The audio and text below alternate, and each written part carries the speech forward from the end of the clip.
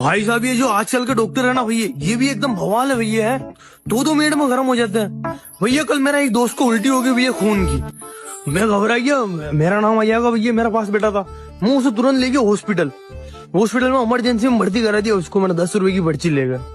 2-5 minute में doctor भैया अंदर से आके बोले भैया की टीबी है। मैंने कहा मामला ये भैया, टीबी कूलर फ्रिज सब है हमारे घर में, तू तो इलाज कराना भैया। इलाज के बीच में निकल निकल टीबी है, ये है वो है। तो उल्टा हाथ की मिला के भैया यहाँ रखी पीछे, अभी तक दर्द है। कह रहा कि भैया टीबी है उसे, टीबी। वो टीबी कोई बीमारी होती है जिसमें कोई चैनल ना चलता, बस टीबी। तो मेरा तो समझ में नहीं। मैंने कहा ठीक है भैया टीबी है तो निकालो बाहर उसे। टीबी है तो फिर घर ही देखेंगे उसे लेकर। 2-3 लाते और बाहर निकाल दिया हॉस्पिटल से। मैंने कही भैया मर जाएगा तो मर जाएगा, खून की उल्टी भैया, वो तो डॉक्टर तो केवल टीबी कर रहा है। मैंने भी कही थी भैया 32 इंच की है।